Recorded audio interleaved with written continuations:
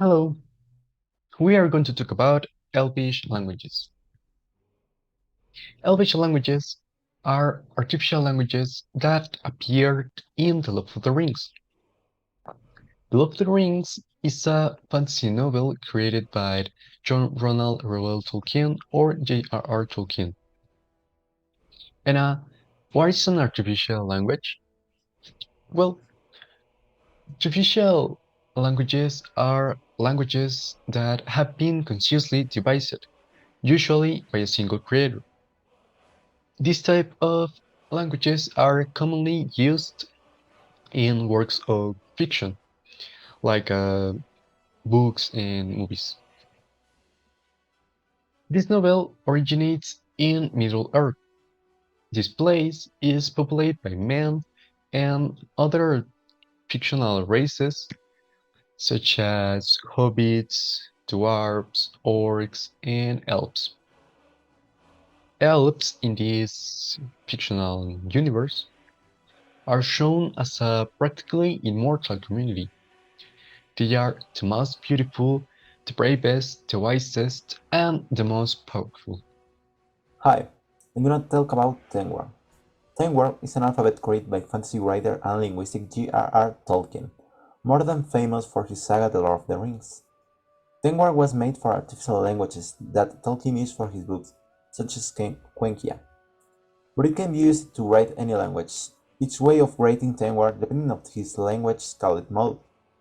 The Spanish mode is as follows in the image that I'm gonna put here. And as you can see, there is no correspondence between a symbol and a Spanish letter. This is because the Elvish alphabet is phonetic, and the correspondence is one symbol per sound. As you can see, there is no correspondence between each symbol and a Spanish letter. This is because the Elvish alphabet is phonetic, and the correspondence is one symbol per sound. This way you must take into account how words sound and not how they are written. Writing phonetically takes into account what sounds your local variety, dialect, or Spanish issues. In Mexican Spanish, casa and casa will be written the same, because phonetically both are casa.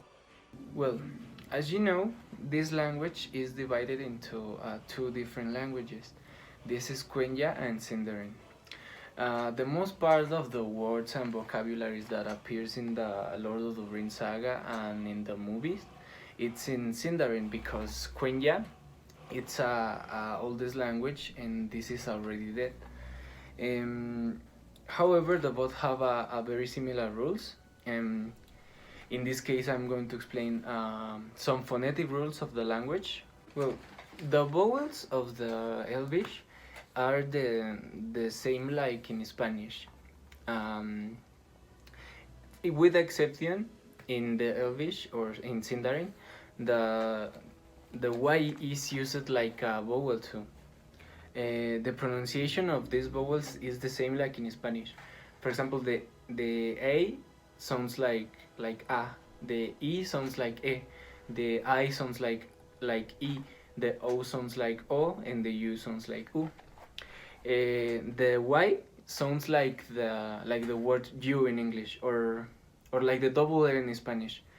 For example, the word cuenya or batalla in español. It sounds like ye. Okay, the E have a small exception.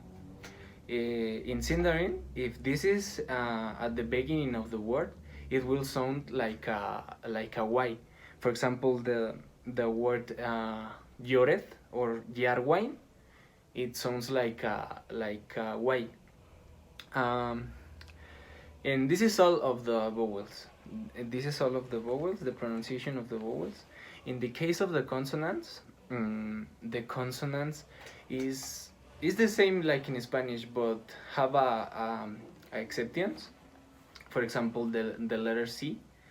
The C sounds like a K, like in English, like the K in English.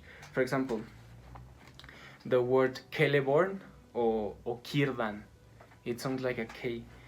The F, the F sounds like a B if this is at the final of the word. For example, the word Nindalv. The G, it sounds normal like get or got if this is followed by an A, by an O, or by an U. Um, in the case of the E and the I, it is added a U, like he as we do in Spanish. For example, in Spanish we don't say guion, we say guion. In the case of the Elvish, we're going to use this mode. For example, the word Gilgalad or the word Osgiliath. Or for example, in the normal cases, if this is followed by an A or by an O, it sounds like the word Galadriel. Okay, the H. In the case of the H, it sounds normally like in English when it's followed by a vowel, like the word house.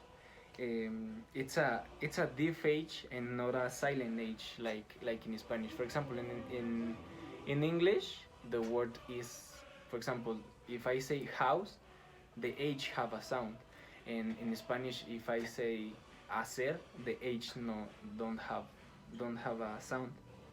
For example, one example of the use of the H, it's the word Hurin or Hador or Imrahil. Um, in the consonants, exist cases in when the are a double consonant in a word. In this case, you only have to extend the consonant.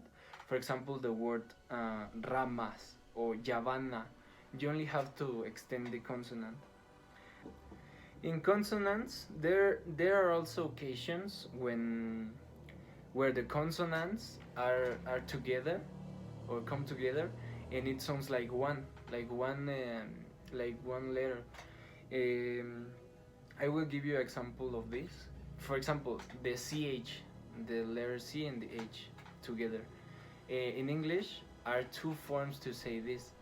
For example, the word church, it sounds like ch, and the word chemistry or chemical sounds like a K. In the case of the Elvish, we're going to use the second mode. For example, in the word forokel or karkaroth, it sounds like a K. We're going to use the second form, and this is all of the phonetic rules. Thank you.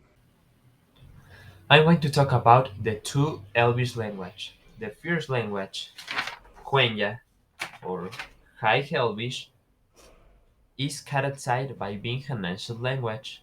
It is a kind of Elvish Latin, used by the elves in ceremonies and in matters of song and science. It is an artificial language. Its grammar and spelling mostly borrow from Greek and Latin words.